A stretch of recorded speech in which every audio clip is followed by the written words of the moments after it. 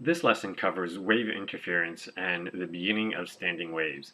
What we're going to be looking at is, in particular, waves on a string. So the two topics in this PowerPoint slide is wave interference and standing waves. And so what happens when the energies of two waves collide? Okay, the waves can be coming towards each other, or the waves can be going just meeting at a certain point. Okay, and what happens when the energies of the two waves collide?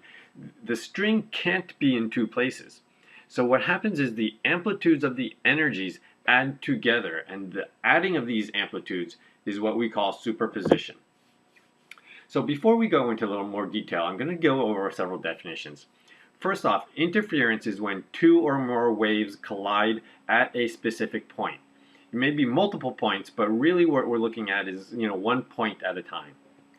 Constructive interference occurs when the collision results in a larger amplitude than the waves themselves, than the incoming waves. Destructive interference is what occurs when the collision results in a smaller amplitude. When we get into standing waves, we're going to run into two words. The first word is called antinode, and this is where the maximum constructive interference occurs. The string or the medium will experience the greatest movement. Okay, the other word is node, and this is the point of maximum destructive interference. There will be absolutely no movement at all at the node. Okay, so constructive interference, okay, on the bottom here I have two waves that are exactly the same frequency and they're in phase, meaning they're both going up at the same time and they're both going down at the same time. If I superimpose them on top of each other, what I get is a wave with the same frequency, but it just double the amplitude. Okay, so instead of on the bottom ones, roughly 2 units of amplitude, I now have 4 units of amplitude. And this is a situation of constructive interference, where the amplitude is going to be larger than my incoming one. Okay, I really just go point by point and say, okay, add the two waves together, point by point, until I have the sum of the waves. Okay, destructive interference, on the other hand, is the opposite. Okay, when on the bottom I have the same two waves, but they're 180 degrees out of phase, meaning when wave 1 is going up, wave 2 is going down. Okay, and when I add those up point by point, okay, I end up with total destructive interference. Basically, there is no wave. Okay, it looks like there's no wave because they've canceled each other out. And this is the concept behind some of the active noise canceling that some of you have in your headphones. Okay, so complete destructive is when the resulting amplitude is 0, like in this situation. Okay, in the case of a standing wave, what happens is I have an incoming wave and a reflected wave. They both have the same frequency, and because they're on the same medium, they both have the same velocity. Okay, and in certain situations, okay, and we'll talk about what that situation is, but it has to deal with having the correct wavelength for the situation. Okay, but so when it has the perfect wavelength for the situation, you get this constructive and destructive interference at points, and you end up with what looks like a standing wave. Okay, we'll see a demo in class, but it really just looks like it's going up and down and up and down, and not really traveling. Really what's happening though is there are two waves, one going one way, the other one going the other way, and the superposition or the interference caused by that looks like a standing wave. Okay, and illustrated in here, I have my antinodes in the center and the nodes at the end. Not at the end, at the points where the waves intersect. Okay, it's important to know that the wave is not in the blue position and the red position. It vibrates back and forth between the red and the blue curve. Okay, so just to repeat, okay, the nodes do not move at all, okay, because there's perfect destructive interference every second at those points. Antinodes, however, move the most. So the antinode will be moving from maximum amplitude to minimum, and from positive amplitude to negative amplitude. Okay, and because of resonance is the continual adding of energy, it amplifies the intensity of the wave and makes it louder or bigger. Okay, so the standing wave conditions is what's going to be important here, because not every frequency, not every wavelength will result in a standing wave. Most of them actually don't.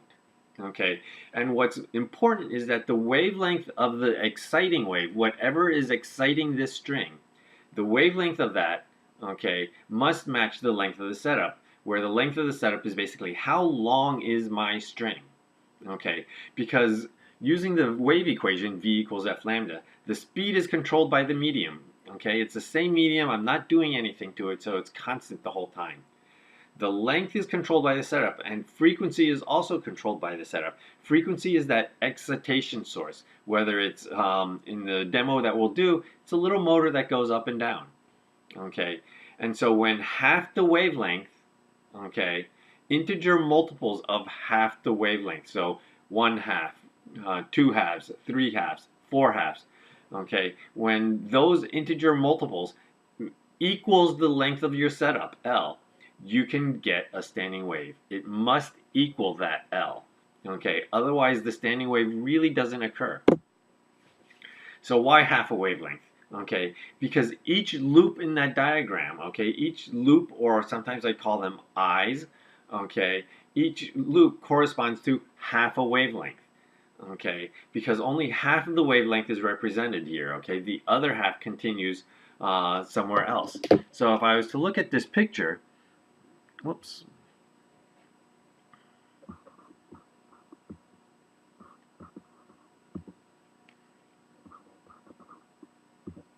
Okay, this is only half the wavelength. The other half the wavelength is over here. Okay, or in the second case, okay, I have a full wavelength there. Okay, so each loop is half a wavelength. So to calculate this, we just count the number of loops. Okay, because in this diagram, L is going to equal 3 times a wavelength. 3 half wavelengths fit in L. Okay, in this case, L is going to equal 2 half wavelengths. In this one, 1 half wavelengths. So the integer number is shown in the number of loops. Okay, the reason for that is because the ends of my strings, it must always be an antinode. Okay, since those are antinodes, nothing else will fit in the picture. Okay, the string is effectively tied down at those points. They must be antinodes. So a few more definitions. Okay, the longest wavelength is the first harmonic, or the fundamental frequency. So if I look at this picture, the one loop case is the longest wavelength, 2 meters in this example. Okay, and that's going to be what I call the first harmonic. Okay, I'll focus on just using the term harmonic instead of fundamentals. Okay, those of you who play an instrument may know it as fundamental, but we'll just call it the first harmonic. Each successive wavelength is then going to be the nth harmonic. Okay, the second harmonic, the third harmonic, the fourth harmonic. Okay, you could go on forever.